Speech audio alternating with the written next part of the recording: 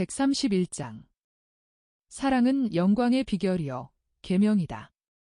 예수께서는 마나엔과 같이 과부의 집에서 나오시며 말씀하신다. 평화가 아주머니와 가족들에게 있기를 바랍니다. 안식일 후에 우리가 다시 만나게 될 것입니다. 어린 요셉아, 잘 있거라. 내일은 쉬고 놀아라. 그런 다음 또 나를 도와다오. 왜 우니? 선생님이 다시 오지 않으실까 봐 걱정이 돼요. 나는 언제나 진실을 말한다. 그러나 내가 가는 것이 그렇게도 싫으냐? 어린아이는 머리를 끄덕거린다. 예수께서는 그를 쓰다듬으시며 말씀하신다. 하루는 이내 지나간다. 내일 너는 어머니와 동생들과 같이 있거라. 나는 내 사도들과 같이 있으면서 그들에게 말을 하겠다. 요사이는 내게 일하는 것을 가르쳐 주느라고 말을 했다. 이제는 사도들에게 전도하는 법과 착하게 되는 방법을 가르치기 위해서 그들을 만나러 간다. 너는 나하고 가면 어른들이 많은데 아이가 혼자뿐이니까 재미가 없을 거다. 아이고 선생님하고 같이 있을 테니까 즐거울 거예요. 아주머니, 알겠습니다. 아주머니의 아들도 많은 어린이들과 같이 하는데 이들이 가장 착한 어린이들입니다. 이 애가 나를 떠나기 싫어하는데 나를 믿고 이 애를 모레까지 내게 맡기겠습니까? 아이고. 주님. 아니, 제 아이들을 전부 드리기라도 하겠습니다. 주님과 같이 있으면 하늘에 있는 것처럼 안전합니다. 그리고 제 아버지와 제일 많이 같이 있은 이 아이는 너무나 괴로워했습니다. 그때에 이 애가 거기 있었거든요. 보세요. 이 애는 그저 울고 괴로워하기만 합니다. 이 애야, 울지 말아라. 내가 말하는 것이 참말이 아닌지 주님께 여쭈어 보아라. 선생님, 저는 이 애를 위로하기 위해서 늘 이렇게 말해줍니다. 제 아버지는 잃어버린 것이 아니라 당분간만 우리에게서 멀리가 있을 뿐이라고요. 그건 사실이다. 요셉아, 꼭 어머니가 말씀하시는 대로다. 그렇지만 내가 죽을 때까지는 아버지를 다시 만나지 못해요. 그런데 나는 어려요. 내가 만일 이사악 할아버지처럼 늙게까지 살게 되면 얼마나 기다려야 해요? 가엾어라. 그러나 시간은 빨리 지나간다. 주님, 아닙니다. 아버지가 없는 것이 3주일 됐는데 시간이 정말 아주 느려요. 난 아버지 없이 살 수 없어요. 그러며 소리 없이, 그러나 몹시 슬퍼하면서 운다. 보세요. 이 애는 늘 이렇답니다. 특히 무슨 일에 골몰하지 않을 때는 그렇습니다. 안식일은 고민입니다. 이 애가 죽을까 봐 걱정이 됩니다. 아닙니다. 내게는 아버지, 어머니가 없는 다른 어린아이가 하나 있습니다. 그 애는 마르고 침울했었는데 지금은 벳사이다의 한 친절한 여자 곁에서 그리고 부모와 떨어져 있지 않다는 확신을 가지고 육체적으로 정신적으로 다시 활짝 피어났습니다. 아주머니의 아들도 그렇게 될 것입니다. 그리고 내가 말해줄 것 때문에 또 세월이 약이니까 그리고 아주머니가 일용할 양식 때문에 덜 걱정하는 것을 보면 이에도 더 안심이 될 것입니다. 아주머니, 안녕히 계세요. 해가 기울었으니 나는 가야 합니다. 요셉아, 가자. 어머니와 동생들과 할머니께 인사드려라. 그리고 뛰어서 나를 따라오너라. 그러면서 예수께서는 떠나신다. 그러면 이제는 사도들에게 뭐라고 말씀하시렵니까? 오래된 제자와 새 제자를 데려온다고 말하지요. 일행은 사람의 무리가 북적거리는 코라진을 건너질러 간다. 한때의 사람이 예수를 붙잡고 말한다. 가십니까? 안식일을 여기서 지내지 않으십니까? 아닙니다. 가파르나움으로 갑니다. 일주일 동안에 한마디 말씀도 하지 않으시고요. 내가 일주일 동안에 가장 훌륭한 말을 해주지 않았습니까? 언제? 누구에게요? 모두에게요. 목수의 작업대에서요. 여러 날 동안 나는 이웃을 사랑하고 여러 가지 방법으로 도와주어야 한다고, 특히 과부와 고아와 같이 힘없는 사람인 때에는 더 그렇게 해야 한다고 설교했습니다. 코라진의 주민들, 안녕히들 계십시오. 내가 여러분에게 준 교훈을 안식일에 묵상하시오. 그러시면서 예수께서는 어리동설한 시민들을 뒤에 남겨두시고 다시 길을 가기 시작하신다. 그러나 뛰어서 예수를 쫓아온 어린이가 다시 그들의 호기심을 불러일으킨다. 그래서 그들은 다시 예수를 붙들고 말한다. 과부의 아들을 데리고 가십니까? 왜요?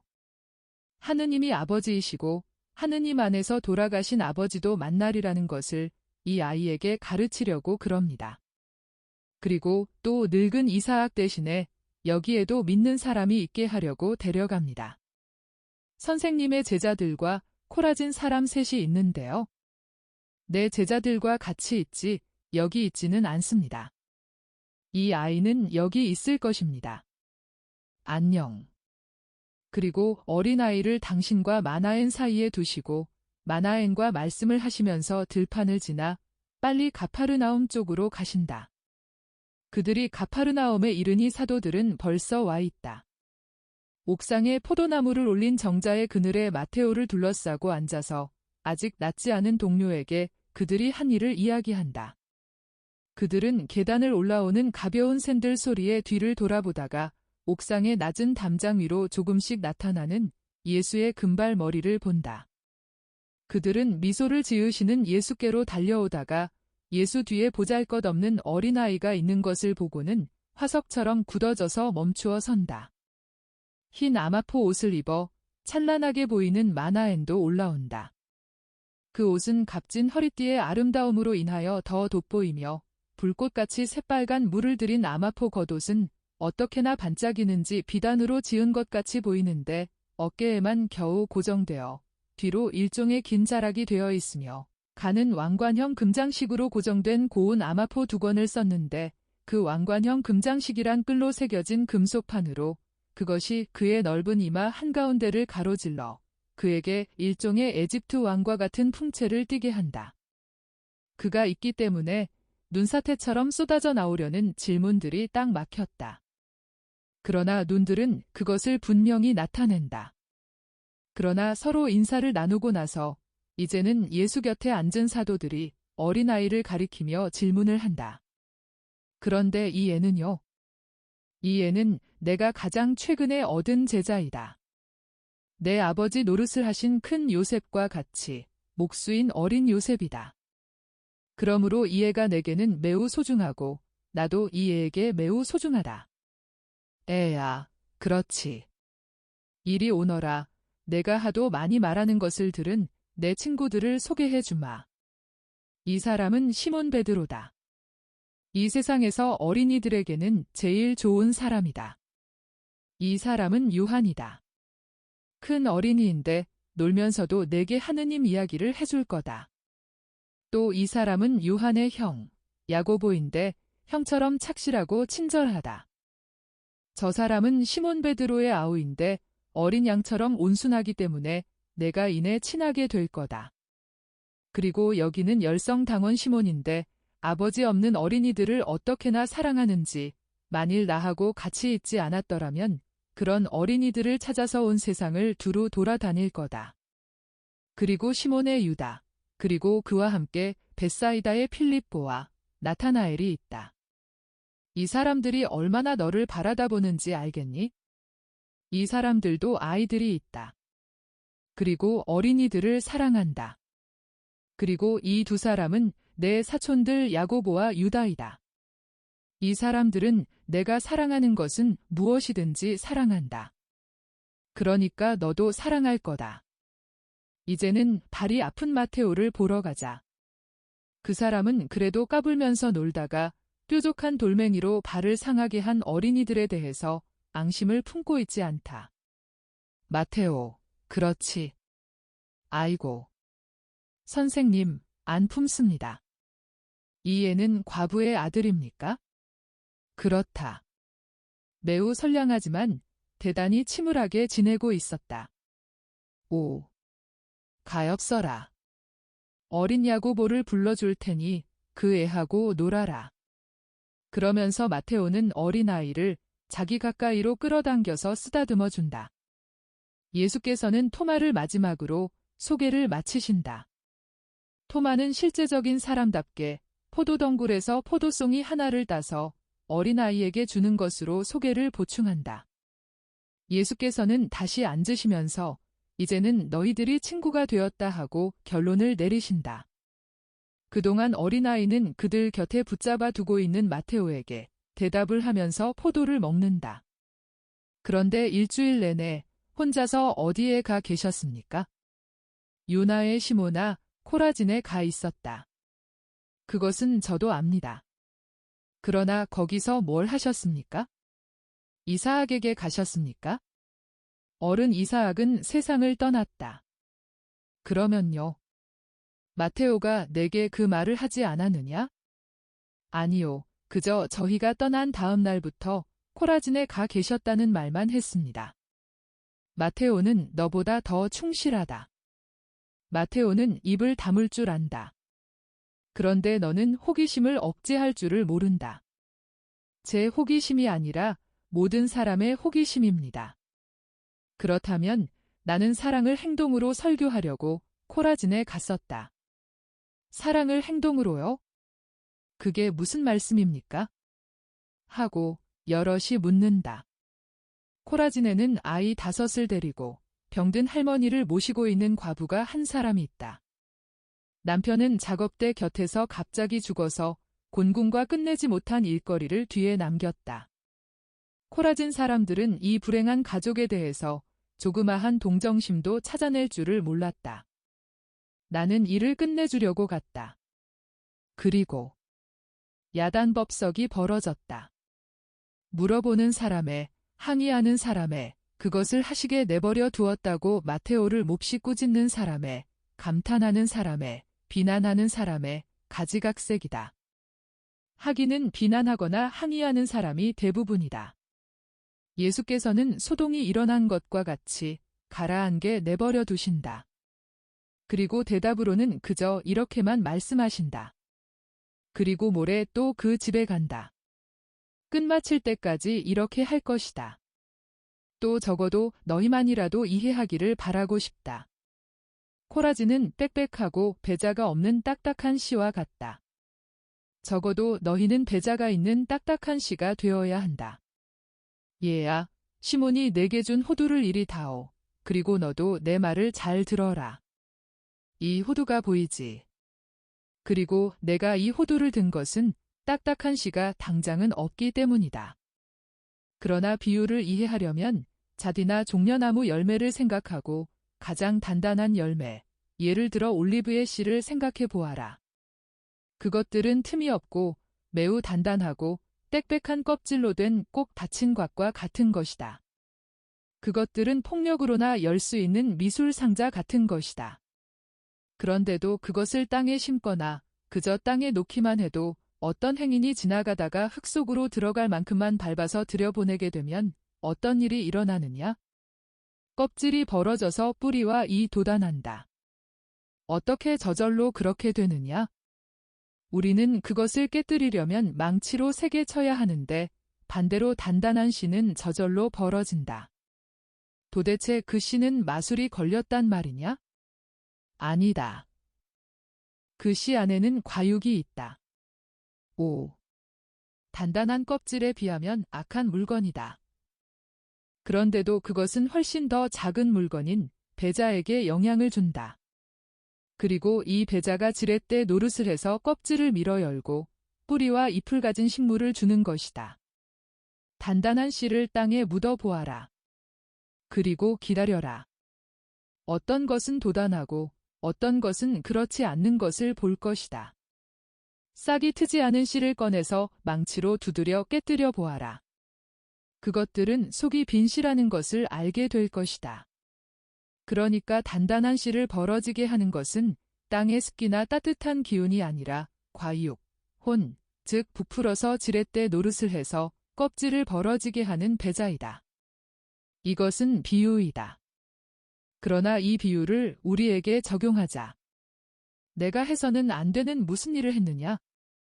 위선은 죄이고 마른 행동이 힘을 주러 오지 않으면 바람에 지나지 않는다는 것을 이해하지 못하다니 도대체 우리는 아직 그렇게도 별로 서로 이해하지 못했던 말이냐? 내가 너희에게 항상 무슨 말을 했느냐? 서로 사랑하여라. 사랑은 영광의 비결이요 계명이다. 이렇게 말했다. 그런데 권장하는 내가 사랑이 없어야 한단 말이냐? 거짓말쟁이 선생이라는 본보기를 너희에게 주어야 한다는 말이냐? 절대로 그렇지 않다. 5. 벗들아, 우리의 육체는 단단한 씨다. 이 단단한 씨 안에 과육, 즉 영혼이 들어있고 이 영혼에는 내가 넣어준 배자가 있다. 이 배자는 여러 가지 요소로 이루어져 있다. 그러나 가장 중요한 것은 사랑이다. 사랑이 지렛대의 역할을 해서 단단한 껍질을 열어 정신을 물질의 속박에서 해방시키고 사랑이신 하느님께 결합시킨다. 말이나 돈을 가지고만 사랑을 베풀지는 않는다. 사랑은 사랑만으로 베푼다. 이것을 말장난으로 생각하지 말아라. 나는 돈이 없었고 또 이 경우에는 말만으로는 충분하지 않았다. 여기에는 7 식구가 굶주림과 극도의 불안에 일보 직전에 가 있었다. 실망이 그 시꺼먼 발톱을 내밀어 움켜잡아 물에 빠뜨리려고 하고 있었다. 세상 사람들은 냉정하고 이기주의적으로 이 불행 앞에서 멀어져 가고 있었다. 세상은 선생의 말을 알아듣지 못한 것 같았다. 선생은 행동이라는 방법으로 복음을 전했다. 나는 그렇게 할 능력도 있었고 자유도 있었다. 그리고 나는 세상이 사랑을 베풀지 않고 내버려두는 그 어린 것들을 모든 사람을 대신해서 사랑할 의무가 있었다. 이 모든 것을 내가 한 것이다. 너희가 아직도 나를 비난할 수 있느냐? 그렇지 않고 내가 너희를 비난해야 하겠느냐? 선생을 버리지 않기 위해서 눈살을 찌푸리지 않고 톱밥과 대패밥 가운데까지 왔고 또 내가 옥좌에 앉아있는 것을 애착을 느꼈을 것보다도 나무 위에 몸을 굽히고 있는 나를 보고 내게 더 애착을 느끼게 되었을 것이라고 내가 확신하는 제자 앞에서 그리고 그의 무식과 그를 찍어 누르는 불행과 메시아가 실제로 어떤지에 대해서 전혀 알지 못하는데도 불구하고 내 정체를 알아본 어린아이 앞에서 말이다. 너희들 말이 없느냐? 잘못된 생각을 바로 잡아주기 위해 내가 목소리를 높인다고 기분 나빠하지 말아라. 사랑으로 이렇게 하는 것이다. 그러나 거룩하게 하고 단단한 껍질을 벌리는 배자를 너희 안에 넣도록 하여라. 그렇지 않으면 너희가 항상 무익한 사람들이 될 것이다. 내가 한 것을 너희도 할 준 비를 갖추고 있어야 한다. 이웃 사랑을 위하여 한 영혼을 하느님께 데려오기 위하여는 어떤 일도 너희가 너무 벅차다고 생각해서는 안 된다. 일은 어떤 것이건 절대로 창피스러운 것이 아니다. 그러나 비열한 행동, 위선, 거짓말로 하는 밀고, 냉혹, 부정, 고리대금, 중상, 음란 따위는 창피스러운 것이다. 이것이야말로 사람을 모욕하는 것이다. 그런데도 이것은 부끄러움 없이 행해지는데 자기를 완전한 사람이라고 말하고 싶어하고 또 내가 톱과 망치를 들고 일하는 것을 보고는 틀림없이 눈살을 찌푸렸을 사람들까지도 이런 일을 한다. 5. 망치. 멸시할 만한 망치도 만일 고아들에게 먹을 것을 주는 물건을 만들기 위하여 나무에 못을 박는 데 쓰이면 얼마나 고상한 물건이 되느냐. 고상하지 않은 망치도 그것이 내 손에 들리고 거룩한 목적을 위해 쓰이면 얼마나 그 고상하지 못한 외양이 사라지겠으며 지금은 그 망치 때문에 파렴치한 짓이라고 비난하기 시작할 사람 모두가 그것을 얼마나 가지고 싶어 하겠느냐. 5. 빛과 진리여야 할 피조물인 사람아, 내가 얼마나 어둡고 거짓말쟁이이냐. 그러나 적어도 너희만은 선이 무엇인지, 사랑이 무엇인지, 순종이 무엇인지 깨달아라. 나 진정으로 너희에게 말한다마는 바리사이파 사람이 많고 또 내 둘레에 있는 사람들 가운데에도 없지 않다. 아닙니다. 선생님. 그렇게 말씀하지 마십시오. 저희는 선생님을 사랑하기 때문에 어떤 일들은 원치 않는 것입니다. 그것은 너희가 아직 아무것도 알아듣지 못했기 때문이다. 나는 믿음과 바람에 대해서 너희에게 말하였다. 그리고 사랑에 대하여 말하는 데에는 내가 사랑을 하도 많이 발산해서 너희에게 그것이 잔뜩 채워져 있을 것이기 때문에 새로운 말이 필요 없다고 믿고 있었다. 그러나 너희가 사랑을 이름으로만 알고 그 본질과 형태는 알지 못한다는 것을 알겠다. 너희가 달에 대해서 아는 것 모양으로 말이다. 바람은 믿음과 사랑을 받쳐주는 가벼운 멍에의 가로대 같은 것이고 인류의 십자가이고 구원의 옥좌라고 내가 말해준 말을 기억하느냐? 기억한다고? 그러나 내 말의 뜻을 알아듣지 못하였다. 그런데 왜 설명을 해달라고 청하지 않았느냐? 설명을 해주마. 바람은 사람으로 하여금 영원한 진리의 무게에 눌려 그의 어리석은 교만을 낮추지 않을 수 없게 하기 때문에 멍에이고 또 그 교우의 십자가이다.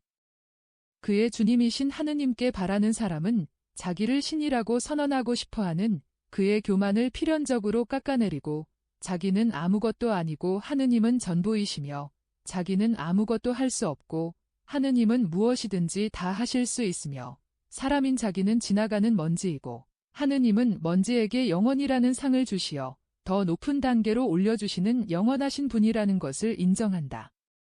사람은 생명에 이르기 위하여 자신을 그의 거룩한 십자가에 못 박고 믿음과 사랑의 불꽃으로 거기에 못 박혀 있다. 그러나 그가 하늘에 들어 올려지는 것은 믿음과 사랑, 둘 사이에 있는 바람에 의한 것이다. 그러나 이 가르침을 기억해 두어라. 만일 사랑이 없으면 옥좌에는 빛이 없고 한쪽에 못이 빠져서 몸이 진흙 쪽으로 기울어진다. 하늘을 이제는 보지 못하게 되었기 때문이다.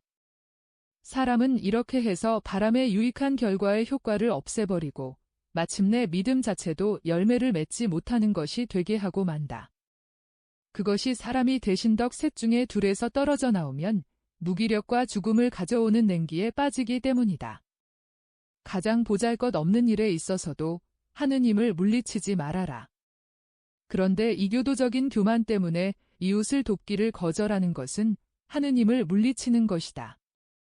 내 가르침은 죄지은 인류의 몸을 숙이게 하는 멍에이고 단단한 껍질을 깨뜨려서 정신을 해방하는 망치이다. 멍에이고 망치이다. 그렇다. 그러나 내 가르침을 받아들이는 사람은 인간의 모든 주의와 인간의 다른 모든 것이 주는 권태는 느끼지 않는다. 그리고 이 망치로 맞는 사람은 그의 인간적인 자아가 부수어지는 데에서 고통을 느끼지 않고 오히려 해방감을 맛본다. 왜 너희들은 이 멍에를 벗어버리고 나비요 고통인 모든 것을 대신 매려고 하느냐? 너희 모두가 고통이 있고 피로가 있다. 인류 전체가 때로는 인간의 힘에 겨운 고통과 피로를 가졌다.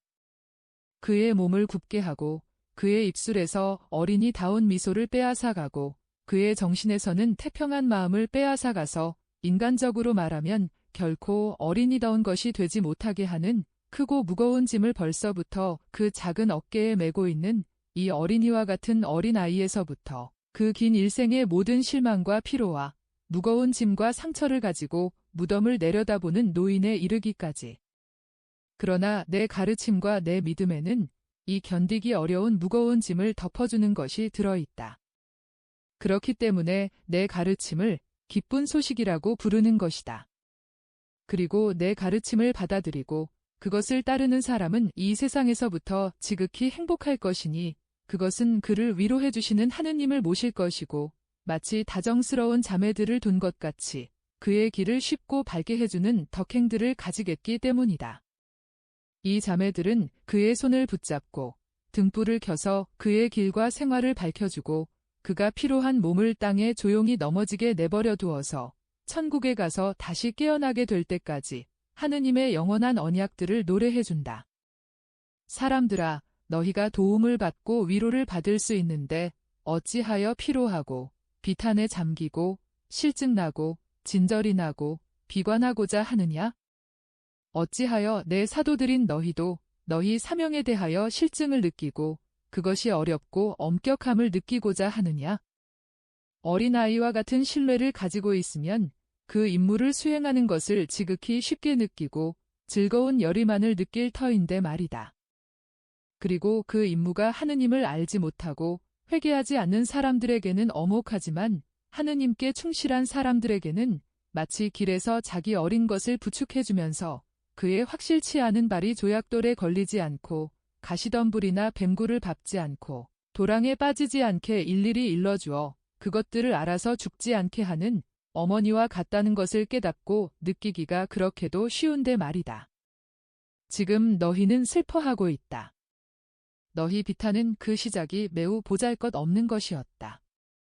너희는 우선 내 겸손을 나 자신에 대한 죄인 것처럼 슬퍼하였다. 그 다음에는 너희가 나를 슬프게 했고 그러므로 너희가 완전하게 되려면 아직 멀었다는 것을 깨달았기 때문에 슬퍼하였다. 그러나 이 슬픔에 교만이 들어있지 않은 사람은 너희 가운데 얼마 되지 않는다. 너희들이 교만으로 완전한 사람이기를 원하는데 아직 아무것도 아니라는 것을 확인하므로 손상을 입은 교만 말이다.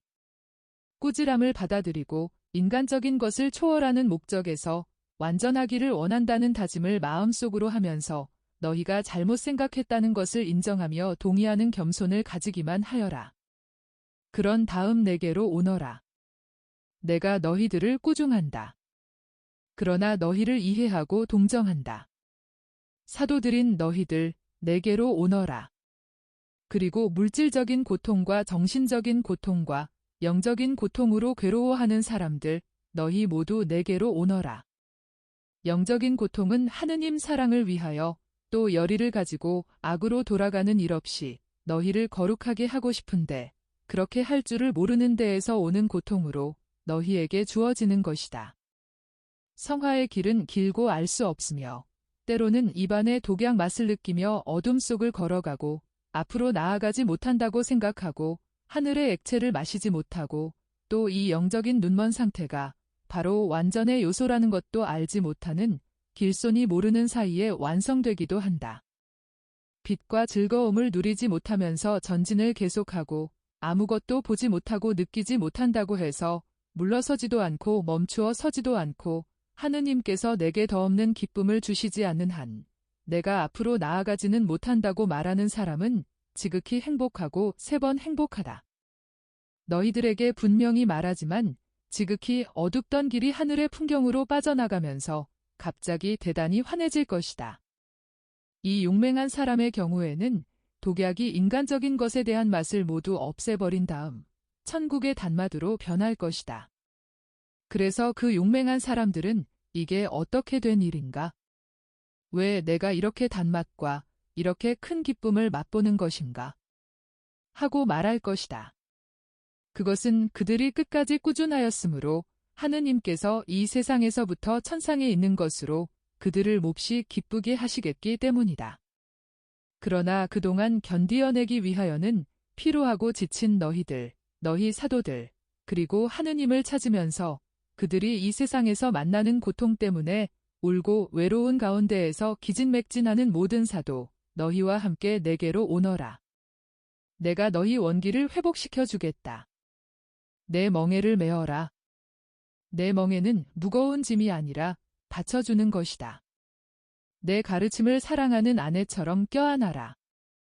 그 가르침에 축복을 하는데 그치지 않고 가르침이 하라고 시키는 것을 하는 너희 선생을 본받아라. 마음이 온유하고 겸손한 나에게서 배워라. 온유와 겸손은 세상과 하늘에서 나라를 마련해 주기 때문에 너희는 영혼의 안식을 얻을 것이다. 이것은 이미 너희에게 한 말이다마는 사람들 가운데에서 진짜 승리자는 이 나라를 사랑으로 쟁취하는 사람이며 사랑은 항상 온유하고 겸손하다. 나는 너희에게 힘에 부치는 일은 절대로 시키지 않겠다. 내가 너희를 사랑하고 하늘나라에서 너희를 데리고 있고 싶기 때문이다. 그러므로 내 기장을 차고 내 제복을 입고 나와 비슷비슷한 사람, 내 가르침이 시키는 것과 같은 사람이 되도록 힘써라. 내 멍에는 부드럽고 그 무게는 가벼운데 너희가 충실하면 누리게 될 영광은 무한히 큰 것이니 두려워 말아라.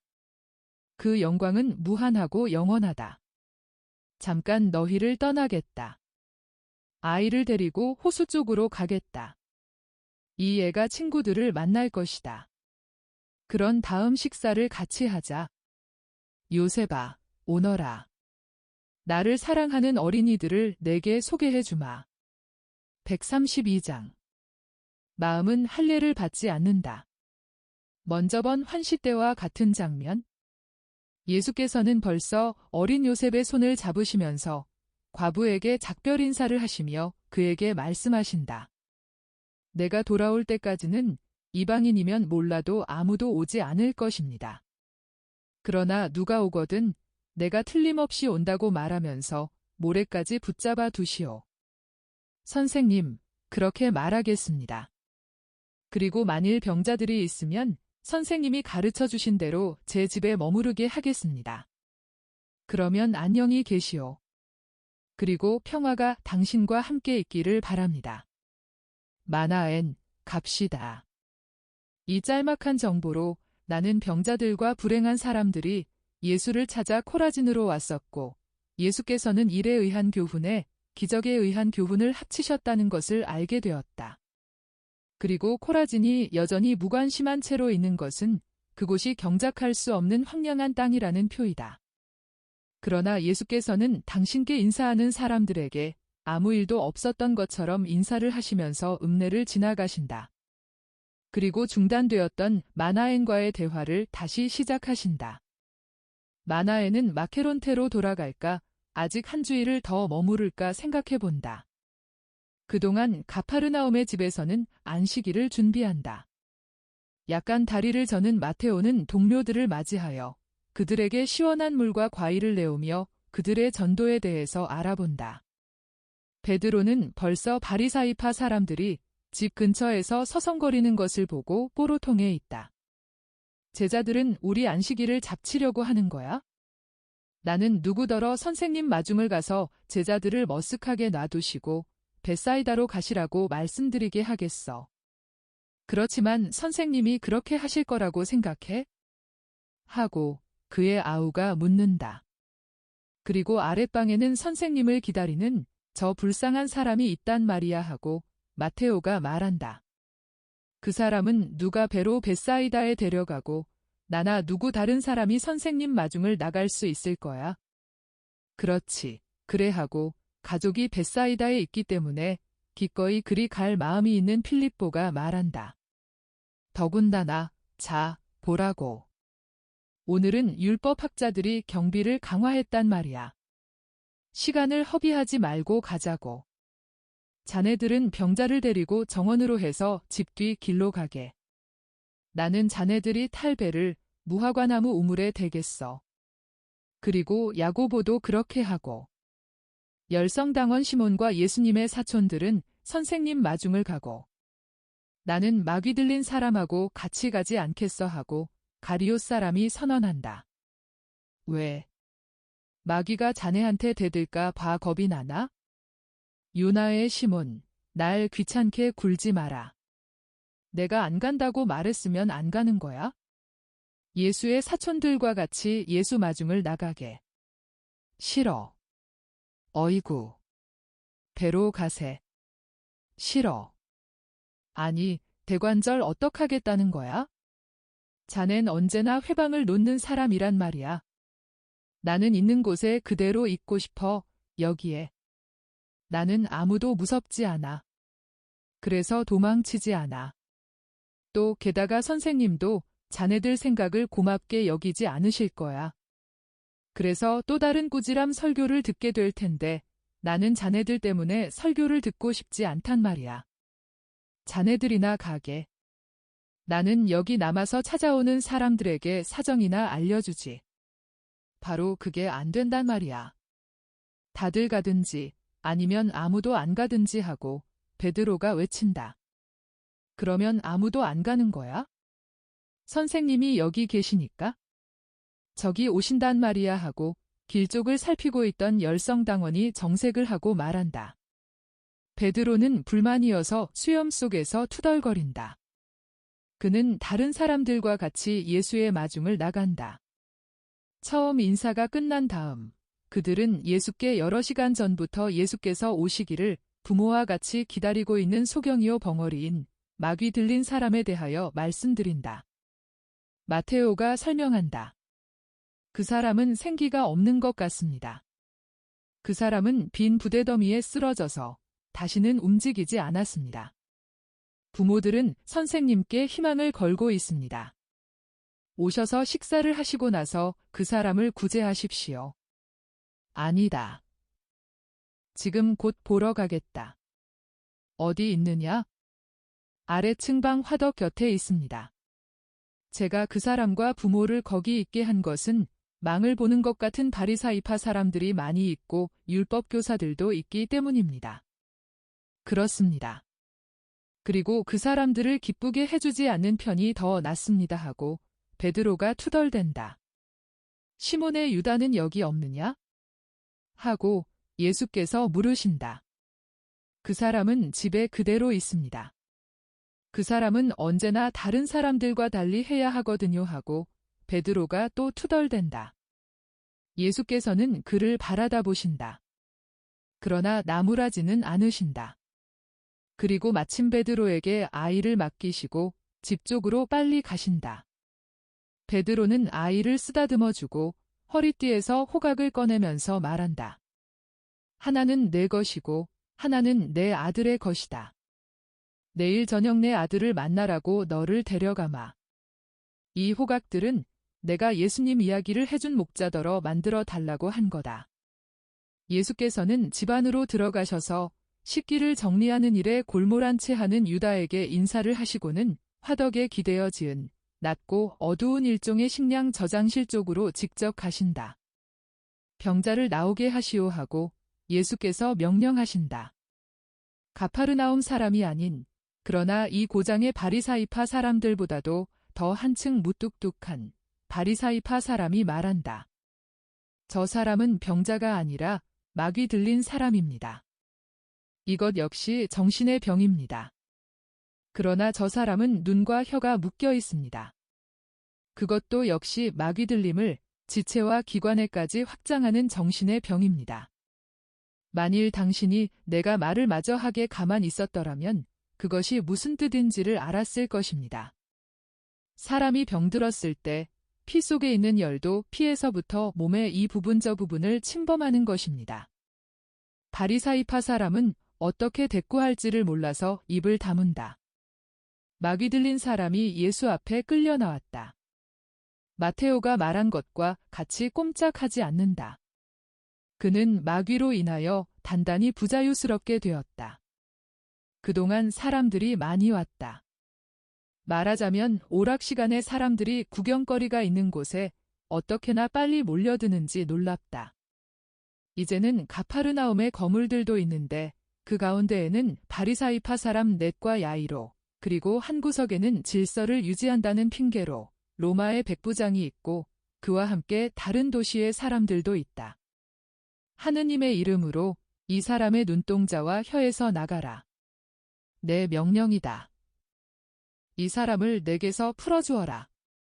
이제는 이 사람을 붙잡고 있는 것이 내게 허락되지 않는다. 가라.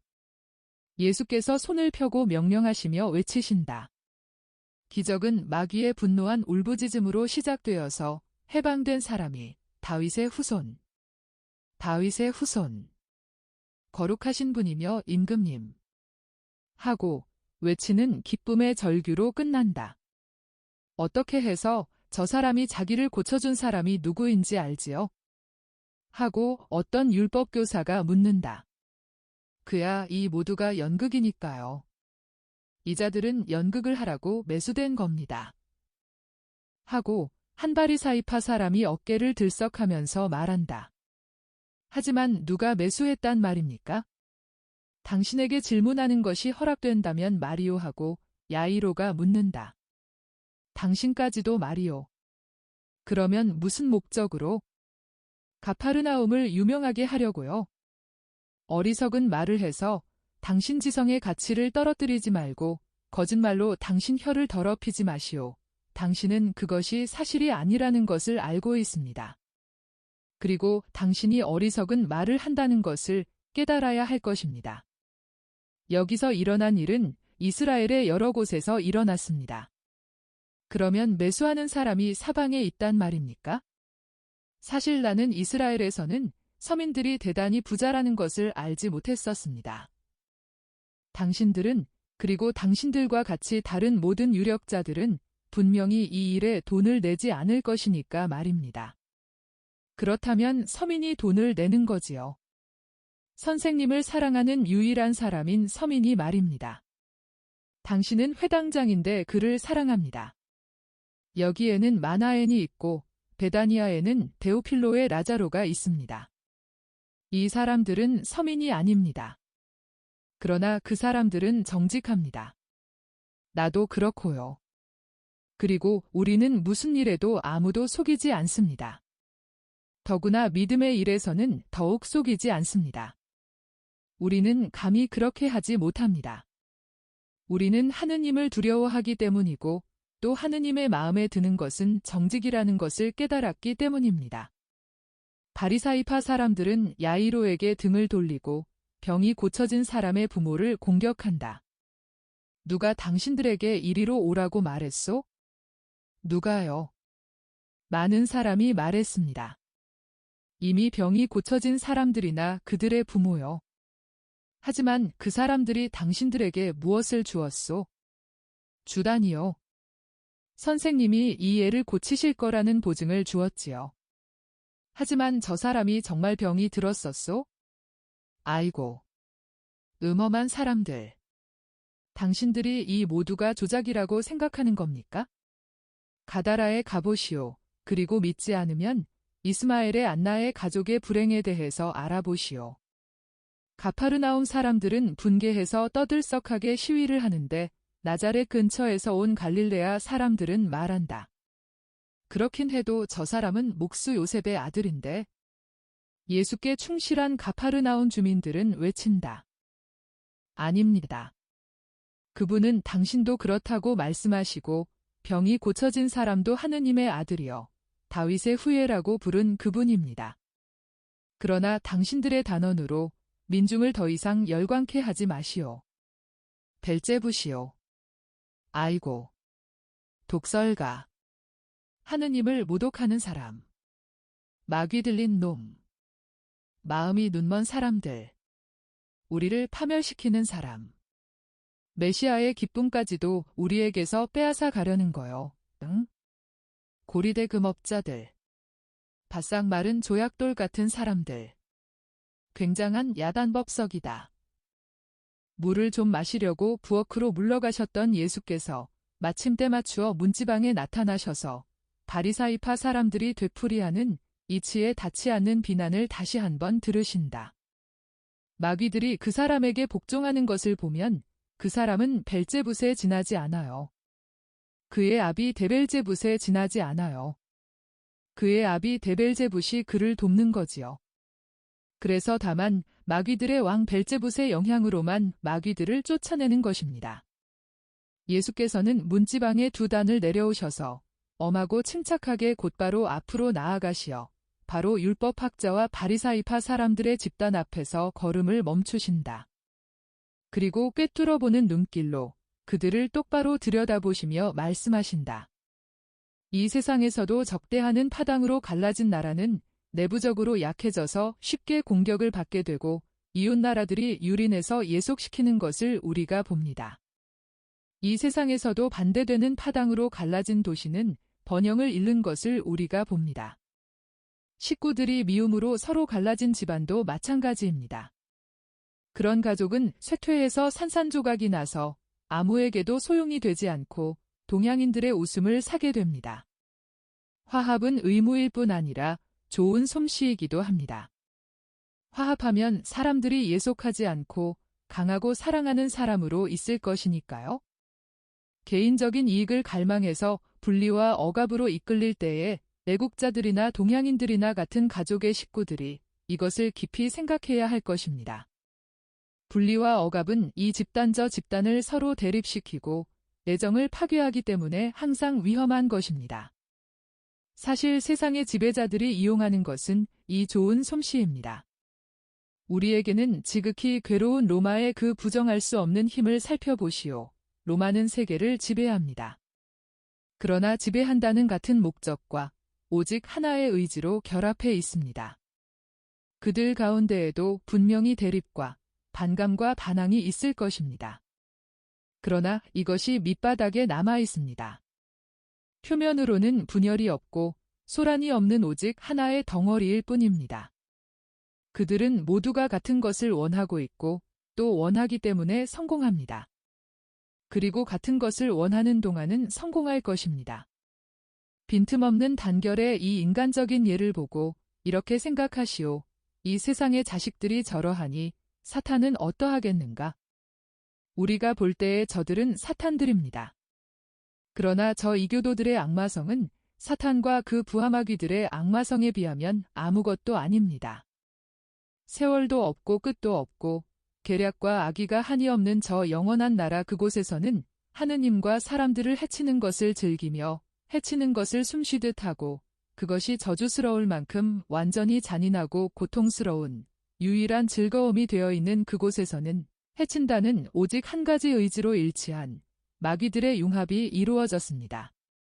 그런데 당신들이 내 능력을 의심하게 하려고 주장하려는 것과 같이 만일 내가 부하 벨제부시기 때문에 사탄이 나를 도와주는 자라면 그래서 그가 차지하고 있던 사람들에게서 마귀들을 쫓아낸다면 사탄이 자기 자신과 그의 마귀들과 대립해 있는 것이 되지 않겠습니까? 그런데 만일 불화가 있으면 그의 나라가 지속할 수가 있겠습니까? 아니, 그렇게는 안 됩니다. 사탄은 더없이 음흉한 자여서 자기 자신을 해치지는 않습니다.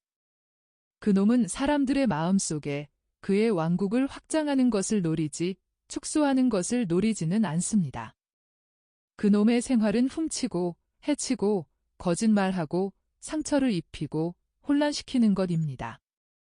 하느님에게서 영혼들을 훔치고 사람들에게서 평화를 훔치는 것이고 아버지의 피조물들을 해쳐서 아버지께 큰 슬픔을 드리는 것이며 길을 잘못 들게 하려고 거짓말을 하는 것이고 즐기기 위해서 상처를 입히는 것이고 그놈은 무질서이기 때문에 혼란을 일으키는 것입니다.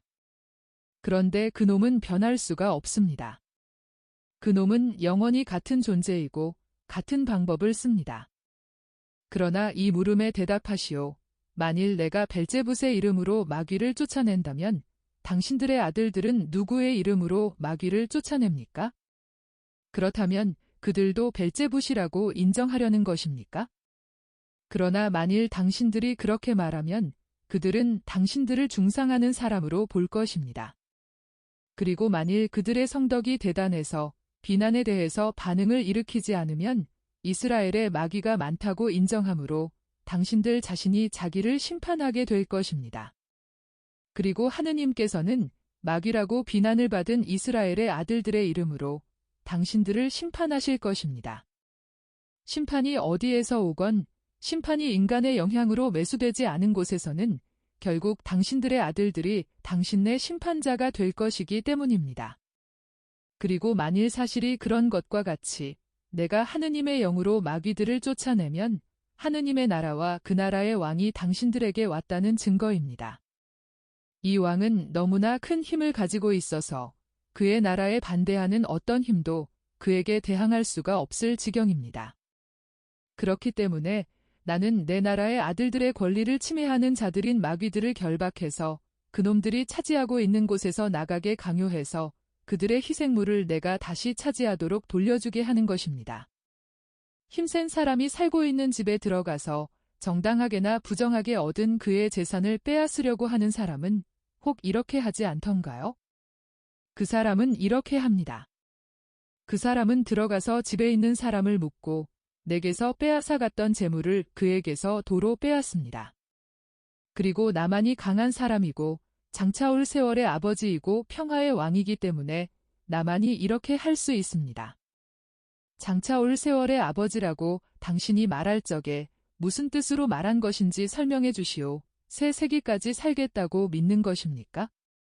또 그보다도 한층 더 어리석게 시간을 창조한다고 생각하는 것입니까?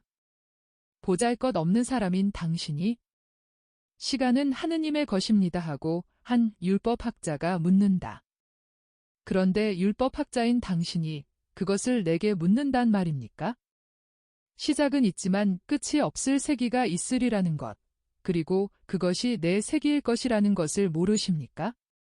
나는 이 세기에서 그 세기의 아들들인 사람들을 내 주위에 모아서 성공을 거둘 것이고 그 아들들은 내가 창조한 이 세기와 같이 영원히 살 것입니다. 그리고 나는 육체와 세상과 내가 쫓아내는 지옥보다도 정신을 강조함으로써 이 세기를 벌써 창조하고 있는 중입니다. 나는 무엇이든지 할 수 있기 때문입니다. 이러한 이유로 나와 함께 있지 않은 사람은 내게 반대하는 사람이고 나와 함께 모으지 않는 사람은 흐트러 놓는다고 내가 말하는 것입니다. 그리고 이미 예언된 이것을 믿지 않는 사람은 성령께 대한 죄를 짓습니다. 성령의 말씀은 예언자들을 통하여 말씀하셨고 그 말씀은 거짓말도 아니고 틀린 것도 아니어서 반대하지 않고 믿어야 하는 것입니다. 나 분명히 말합니다만 하느님께서는 사람이 영만 가지고 있지 않고 육체도 가지고 있는데 그 육체가 유혹을 당하고 뜻하지 않게 약해질 수 있다는 것을 아시기 때문에 어떤 죄에 대해서도 하느님을 모독하는 어떤 말에 대해서도 사람이 모두 용서를 받을 것입니다. 그러나 성령을 모독하는 언사는 용서받지 못할 것입니다. 사람의 아들을 반대해서 말하는 사람은 그래도 용서를 받을 것입니다. 그것은 나를 둘러싸고 있고 또 나를 반대해서 말하는 사람을 둘러싸고 있는 둔한 육체로 인해서 사람이 아직 오류에 끌려 들어갈 수가 있기 때문입니다. 그러나 성령을 반대해서 말한 사람은 이 세상에서도 내세에서도 용서받지 못할 것입니다.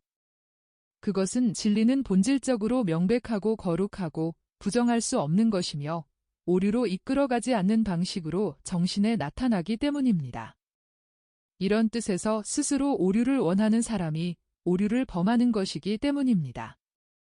성령께서 말씀하신 진리를 부인하는 것은 하느님의 말씀과 이 말씀이 사람들에 대한 사랑으로 준 사랑을 부인하는 것입니다. 그런데 사랑을 거스르는 죄는 용서받지 못합니다. 그러나 각 사람은 그의 나무의 열매를 맺습니다. 당신들은 당신들의 열매를 맺는데 그것은 좋은 열매가 아닙니다. 만일 당신들이 좋은 나무를 주어서 과수원에 심게 하면 그 나무는 좋은 열매를 맺을 것입니다. 그러나 만일 당신들이 나쁜 나무를 주면 그 나무에서 따는 열매는 나쁠 것이고 모든 사람이 이 나무는 좋지 않다고 말할 것입니다. 열매를 보고 그 나무를 알아보기 때문입니다. 그런데 좋지 못한 당신들이 어떻게 좋은 말을 할 수 있다고 생각하십니까? 입은 마음에 가득 차 있는 것으로 말하기 때문입니다. 그리고 우리 안에 잔뜩 가지고 있어서 넘치는 것에서 우리의 행위와 말이 오는 것입니다. 선한 사람은 그의 좋은 저작물에서 좋은 물건들을 꺼내고 악한 사람은 그의 저작물에서 나쁜 물건들을 꺼냅니다. 사람은 안에 들어있는 것에 따라서 말하고 행동합니다. 정말 잘 들어두시오. 게으름은 잘못입니다. 그러나 나쁜 일을 하는 것보다는 아무것도 하지 않는 것이 낫습니다.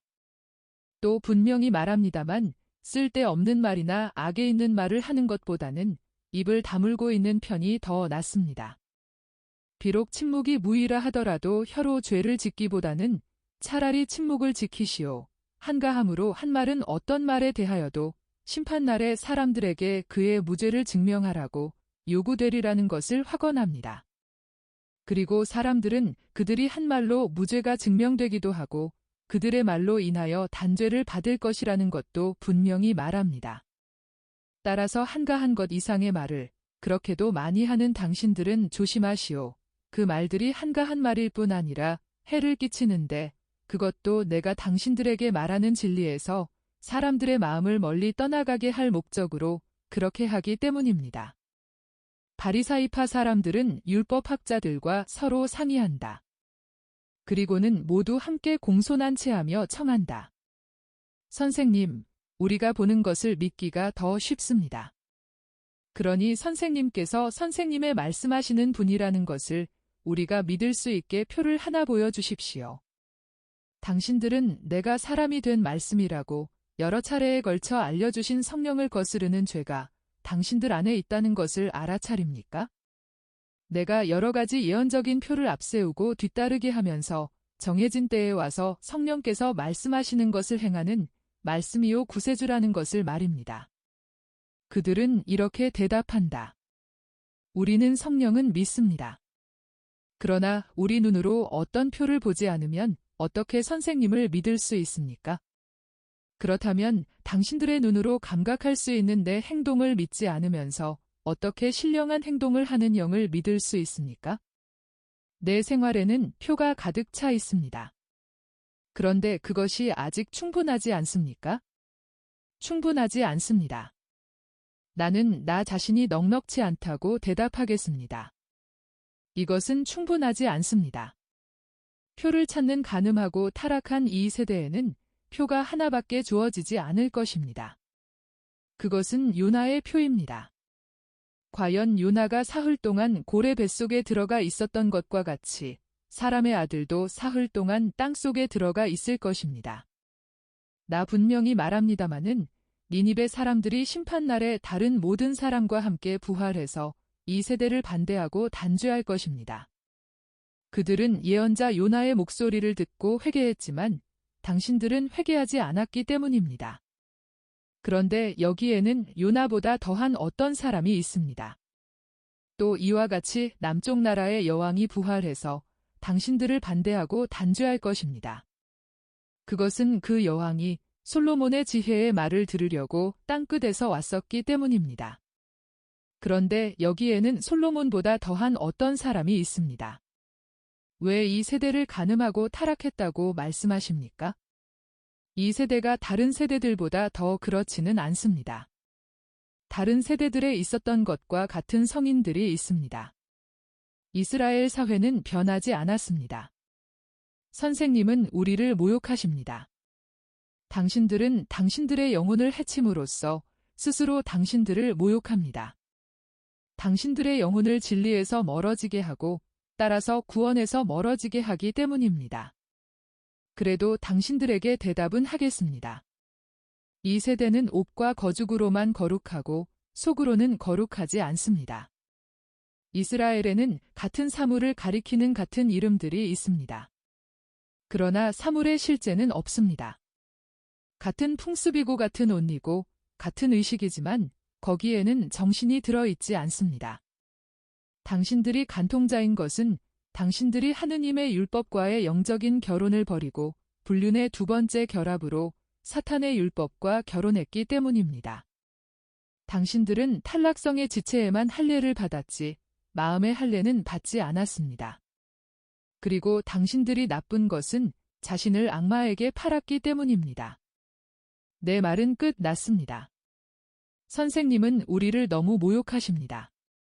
그러나 그렇다면 선생님은 왜 이스라엘을 마귀에게서 구해내서 거룩하게 되게 하지 않으십니까? 이스라엘이 그런 의향을 가지고 있습니까? 아닙니다. 자기들 안에 마귀를 무거운 짐과 수치로 느끼고 있기 때문에 해방되기 위해서 오는 저 불쌍한 사람들은 그런 의향을 가지고 있습니다. 그러나 당신들은 그것을 느끼지 못하고 있습니다. 그리고 거기에서 해방된다 하더라도 쓸데없는 일일 것입니다. 왜 그런고 하니 당신들은 해방되고자 하는 의욕이 없으므로 곧 다시 붙잡힐 것이고 그것도 한층 더 단단히 붙잡히겠기 때문입니다. 더러운 마귀가 어떤 사람에게서 나가면 메마른 곳을 돌아다니면서 휴식을 찾지만 얻지를 못합니다. 물질적으로 메마른 곳을 말하는 것이 아니라는 점에 유의하시오. 그곳들이 메마르다고 하는 것은 마치 메마른 땅이 씨앗에 대해서 적대적인 것과 같이 그곳들이 그를 받아들이지 않아서 그에게 적대적이기 때문입니다. 그러면 마귀는 이렇게 말합니다. 강제로 그리고 그의 의사에 어긋나게 내가 쫓겨난 내 집으로 돌아가겠다. 나는 그가 나를 받아들여 내게 평온을 주리라고 확신한다. 과연 마귀는 그에게 속해 있었던 사람에게로 돌아오는데 흔히는 그를 맞아들일 마음 준비가 되어 있는 것을 발견합니다. 그것은 나 분명히 말합니다만 사람이 하느님보다는 오히려 사탄을 더 그리워해서 사탄이 다시 그의 지체를 차지하지 않으면 한탄을 하기 때문입니다. 그러니까 마귀는 그 집으로 가서 집이 비고 청소되고 꾸며지고 순수한 향수를 뿌려서 향기롭게 된 것을 발견합니다.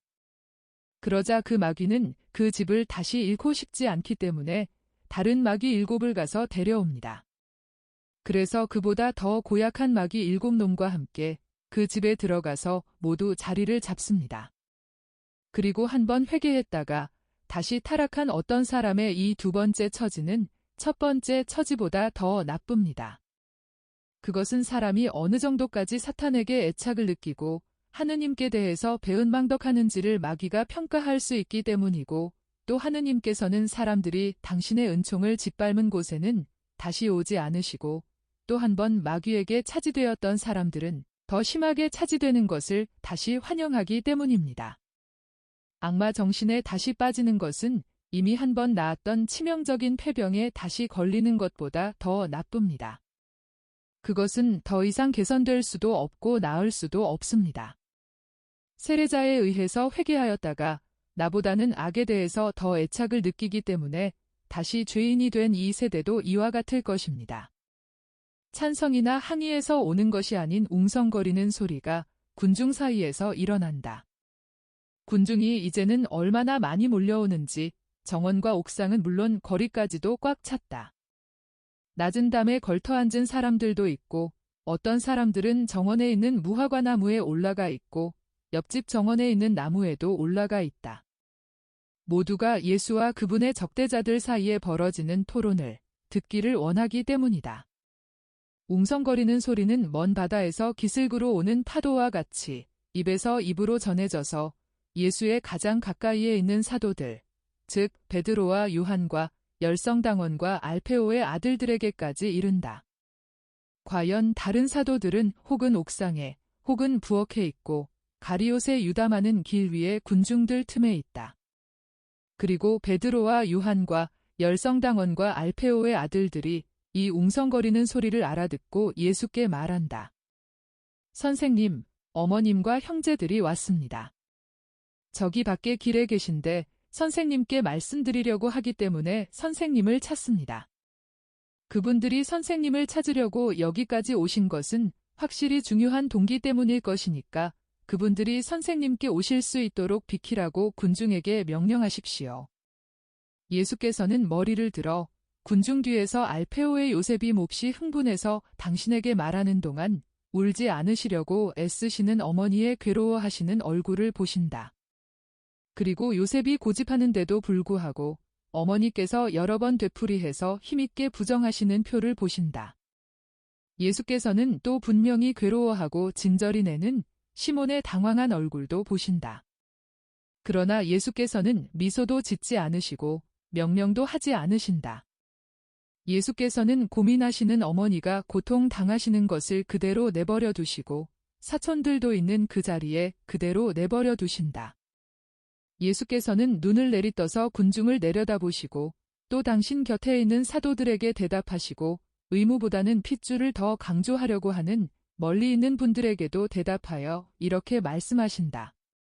누가 내 어머니이고 내 형제들입니까?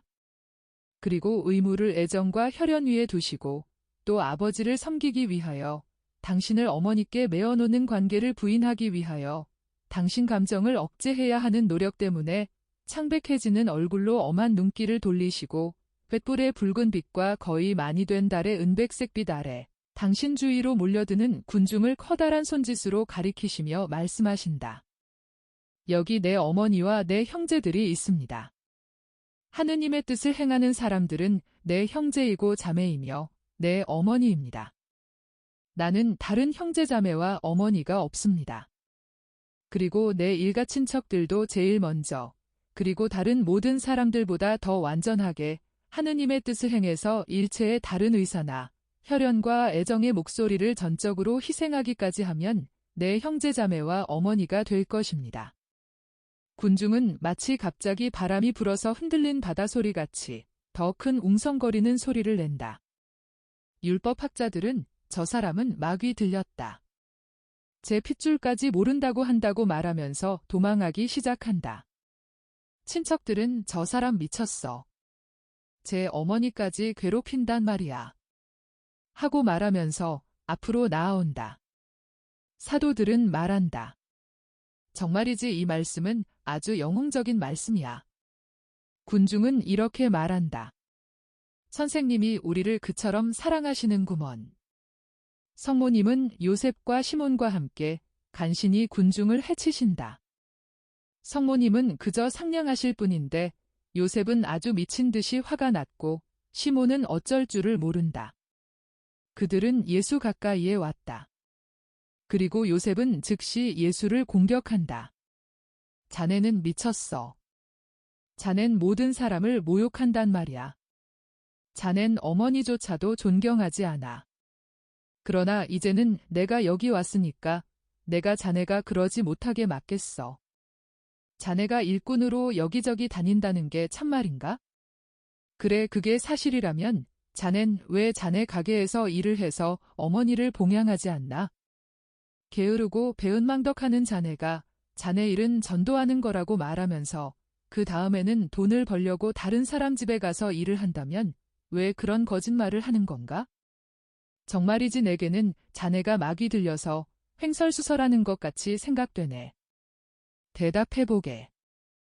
예수께서는 이런 요셉의 손을 잡아 당신 곁으로 끌어당기셔서 그의 겨드랑이에 손을 넣어 들어올리시며 말씀하신다. 내가 일한 것은 이 죄 없는 어린아이와 그 가족들에게 먹을 것을 주고 하느님께서는 인자하시다는 것을 그들에게 믿게 하기 위한 것이었습니다. 내 일은 코라진에서 겸손과 사랑을 설교하는 것이었습니다. 그리고 코라진 사람들에게 뿐 아니라 옳지 못한 요셉 형님에게도 가르치기 위해서입니다. 그러나 나는 형님이 뱀의 이빨에 물렸다는 것을 알기 때문에 형님을 용서합니다. 또 마음이 잘 변하는 시몬 형도 용서합니다. 어머니는 정의로 판단하시니까 어머니께 용서해 드릴 것이 아무것도 없고 어머니께 용서받을 것도 아무것도 없습니다. 세상은 저 하고 싶은 대로 하라고 하십시오. 나는 하느님께서 원하시는 것을 합니다. 그리고 아버지와 내 어머니의 축복이 있으니까 온 세상이 나를 세상의 기준에 의한 왕으로 환호하는 것보다 더 행복합니다. 어머니, 울지 마시고 오십시오. 저 사람들은 자기들이 무슨 일을 하고 있는지 모릅니다. 그들을 용서하십시오. 아이고, 아들아. 나는 안다. 그리고 너도 안다. 더 할 말이 하나도 없다. 사람들에게는 평안이 될 가시오 하는 이 말밖에 다른 말할 것이 하나도 없습니다. 예수께서는 군중에게 강복하신다. 그런 다음 오른손으로는 어머니를, 왼손으로는 어린아이를 잡으시고 계단 쪽으로 가셔서 제일 먼저 올라가신다.